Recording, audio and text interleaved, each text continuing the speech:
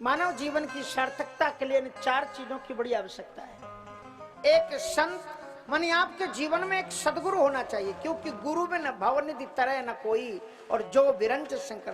तो एक संत और एक कंत। कंत मानी इष्ट देव। पूजा तो सबकी करो, पर इष्ट देव वही होता है जिसका मंत्र आपने गुरु जी से प्राप्त किया है। मनमुखी नहीं चलेगा कि गुरु जी ने तो हमको यह मंत्र दिया था। मीरा जी को मंत्र किसका मिला? राम जी का।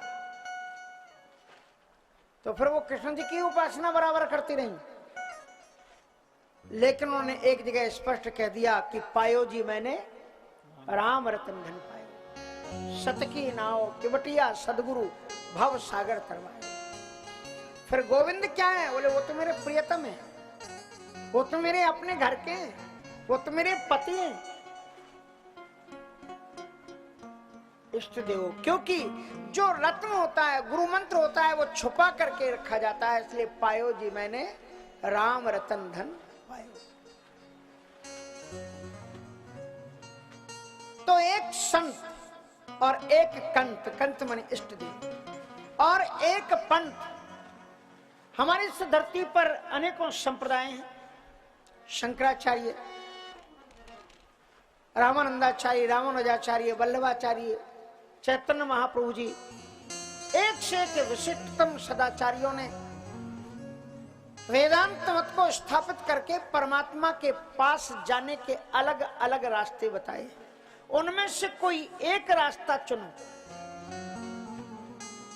2 नौकाओं में पांव रख करके आप नहीं चल सकते।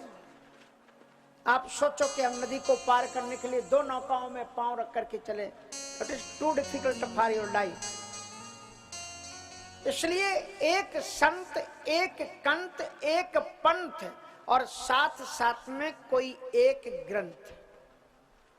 एक ग्रंथ का मतलब ग्रंथ तो बहुत हैं, कोई एक ग्रंथ को अपना प्राणधन जीवन बना लो, जिसके बिना तुम रह ना सको। इतना प्यार तुम्हारा उस ग्रंथ से हो जाए, गीता से हो जाए, रामायण से हो जाए, भागवत जी से हो जाए, शिव, कोई भी ग्रंथ से हो जाए। दूसरे धर्मों के पास में एक संत, एक ग्रंथ, एक पंथ, एक कंत, लेकिन हिंदू धर्मावलंबी लोग इस संदर्भ में इतने धनी हैं, इतने रिच हैं, इतने सौभाग्यशाली हैं। हमारे पास में 4 वेद, 4 उपवेद, 6 शास्त्र, 18 पुराण, 18 उपपुराण, ब्राह्मण शतपथ, और रामायण कितनी है? तुलसीदास जी ने लिखा रामायण 7 कोटि। लेकिन बाबा जी यहीं पर नहीं रुके, आगे लिख दिया अपारा। हाँ, एक जगह पर एक गांव में बैठे हुए थे।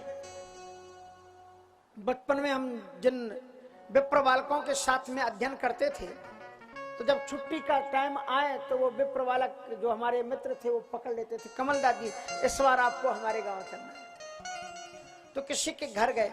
अब वहां जाकर के गांव में कथा होती थी। तो गांव में कैसे कथा होती थी? एक पेड़ के नीचे चबूतरा और उसी पर एक कंबल बिछा दिया, माई का एक तो होता नहीं था, एक लैंटर्न जला करके रख दी, कथा शुरू हो गई। गांव के 250 लोग अपने बैठ गए, कथा खूब किया। उस कथा से बड़ा ज्ञान हुआ, क्योंकि कथा को आप श्रद्धा से करो तो कथा खुद आपके अंतःकरण में आके बैठती है। सुई जाने जिह देह हो जनाई, जब गोविंद कृपा करते हैं तो कथा खुद अवतरित होती है।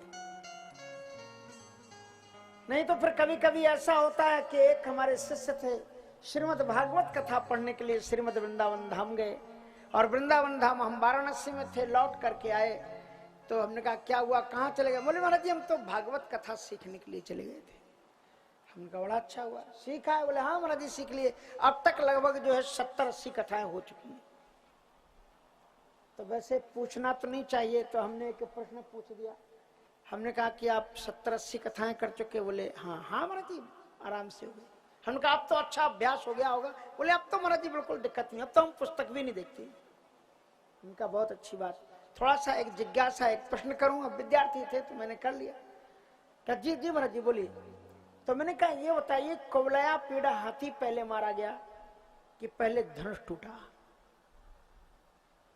कुवलया पीड़ा हाथी पहले मारा गया कि धनुष टूटा, तो उनके साथ में एक और खड़े हुए थे, वो भी हमारे आश्रम में ही पड़े हुए थे। बोले महाराज जी धनुष तो राम जी ने तोड़ा था ना, कृष्ण जी ने भी धनुष तोड़ा क्या? हमका ये भी समस्या है। करेण वामेन श्लील मुद्रितम सज्जम चक्रता निमषेण पश्चिताम। तो वो तो बड़े गजब की बात थी।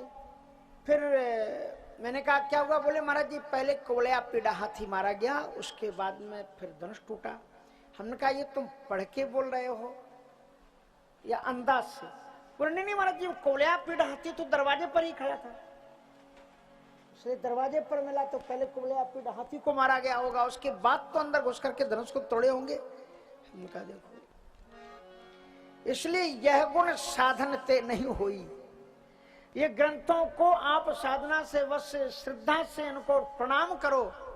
और एक बात आपको ध्यान रखना चाहिए, हिंदू धर्म में थोड़ी सी ये जो चीजें हैं अपने को ध्यान रखना चाहिए। अपन ग्रंथ का सम्मान करना नहीं जानते।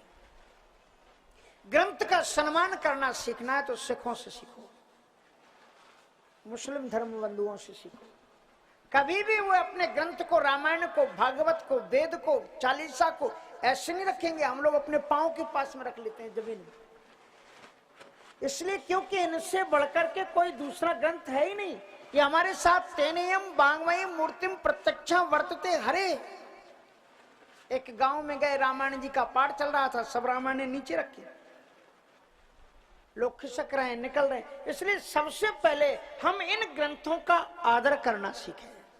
कभी भी हनुमान चालीसा, रामचरितमानस, श्रीमद् भागवत में कोई भी ग्रंथ हो उसको जमीन पर ना रखें, सम्मान करें। कुछ ना कुछ वस्त्र हो, अंग वस्त्र हो, कुछ ना कुछ रखा हो, उसके ऊपर में स्थापित करें श्रद्धा पूर्वक, क्योंकि ये साक्षात भगवान के स्वरूप है।